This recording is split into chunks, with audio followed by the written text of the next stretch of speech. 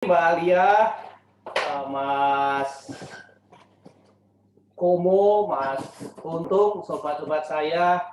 Perkenalkan juga saya menyapa Pak Joko Hastaryo, Kemenkes, sebagai Kepala Dinas Kesehatan Sleman, kemudian Mas Ludang, sahabat saya juga Mbak Sri Purwaningsih, Mbak Ratna Dewi, semua peserta dari webinar ini.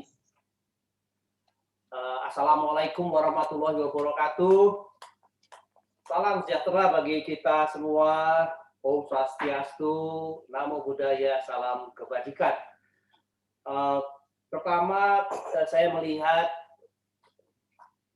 fenomena yang berkembang pada teman-teman Kagama itu semakin kuat ancaman dari kehidupan kita, maka semakin erat pula persahabatan yang dibangun di antara teman Kagama ini, dan makin kuat juga gotong royongnya. Ini merupakan fenomena yang sangat positif, dan saya kira ini bagian penting dari jati diri UGM sebagai Universitas Kerakyatan, Universitas Pusat Kebudayaan, Universitas Nasional, Universitas Perjuangan, dan sekaligus juga Universitas Pancasila.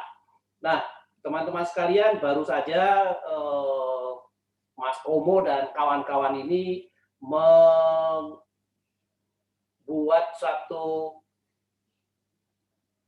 network yang begitu kuat untuk ambil bagian dalam penanganan pandemik ini, yaitu membangun satu forum yang disebut sebagai Kagama Telekonseling. Maka untuk itulah seminar ini diadakan dalam frame telekonseling yang kedua dengan topik menjaga kontaminasi saat isoman dan disinfeksi pada pasca isoman. Jadi ini saya kira judul ini sangat penting, sangat khusus dan sangat spesifik karena banyak terbukti kejadian-kejadian ya kita sudah sangat hati-hati ya kita melakukan isoman gitu, tetapi banyak sekali hambatan-hambatan yang harus kita hadapi. Nah, isoman itu ada bahayanya jika kita sendiri tidak mengalami gejala, itu potensi kita menularkan itu kepada pihak lain atau orang lain, entah itu keluarga kita, sahabat kita, itu menjadi sangat besar. Dan ketidaksadaran kita bahwa kita ini berada dalam status OTG, maka akan menjadi bencana karena makin banyak kita berinteraksi dengan orang, makin banyak pula penularan itu terjadi. Ini adalah situasi yang sangat mengkhawatirkan, ya khususnya di Yogyakarta ini. Teman-teman sekalian, 2-3 hari ini kita berjuang untuk berusaha untuk membantu rumah sakit, utamanya adalah rumah sakit yang dekat dengan UGM yaitu Sarjito dan rumah sakit akademik UGM. Yang pertama adalah untuk memastikan tidak ada kevakuman O2 gas ya. Karena apapun yang sudah dilakukan kalau O2-nya itu vakum, maka ancaman akan kegagalan dari perjuangan dari teman-teman yang sudah terdeteksi dan dalam tingkat yang cukup berat itu bisa mengalami kegagalan gitu. Yang kedua, terus sekarang ini UGD bertambah sampai pada level kepadatan yang melebihi kapasitasnya.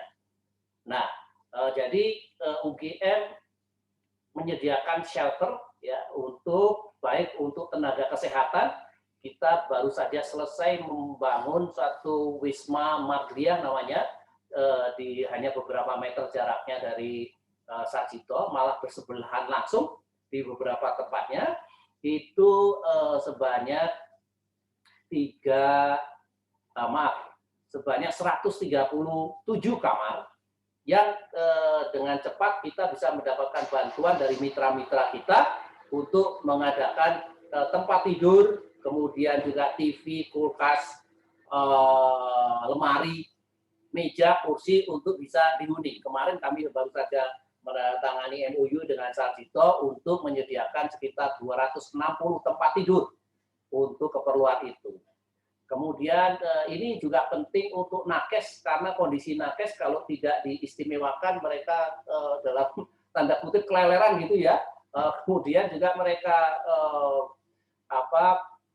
mengalami penurunan kualitas hidup sedemikian sehingga kesehatan mereka terganggu, imunitasnya menurun dan mereka bisa terpapar. 10% dari tenaga kesehatan di rumah sakit di Jogja itu terpapar gitu.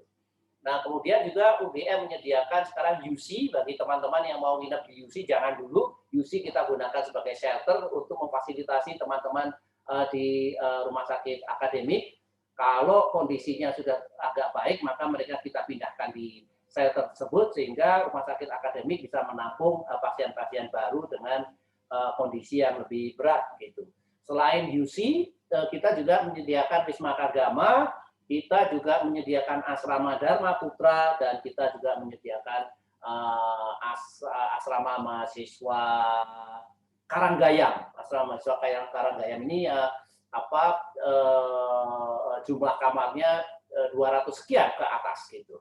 Nah, jadi Jogja siap dengan metode shelter ini, dan dengan demikian kita bisa mengurangi kepadatan yang terjadi di rumah sakit yang ada di Yogyakarta. Upaya-upaya ini tentu dengan webinar ini bisa terkurangi teman-teman yang kemudian mengalami gejala dan tidak teratasi dan sampai harus datang ke rumah sakit gitu.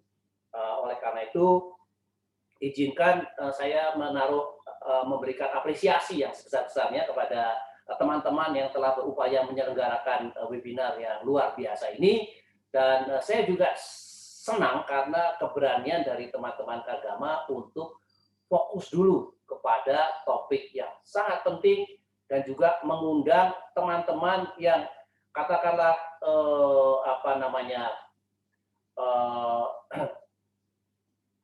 reputasinya tidak menggelegar nasional, tetapi keahliannya dipastikan bisa mengatasi masalah ini. Ini merupakan keberanian yang luar biasa. Karena apa? Karena ya betul-betul ingin menyelesaikan satu masalah dari sumber masalah yang sekarang ini kita hadapi. Oleh karena itu, sekali lagi pada para pembicara dan para peserta, ya, kami menyampaikan terima kasih dan kami berharap bahwa seminar kali ini bisa menghasilkan sesuatu yang bermanfaat, bisa menurunkan jumlah penularan COVID-19, dan semuanya kita menjadi sehat dan dapat beraktivitas seperti biasa. Terima kasih, Tuhan beserta kita. Wassalamualaikum warahmatullahi wabarakatuh.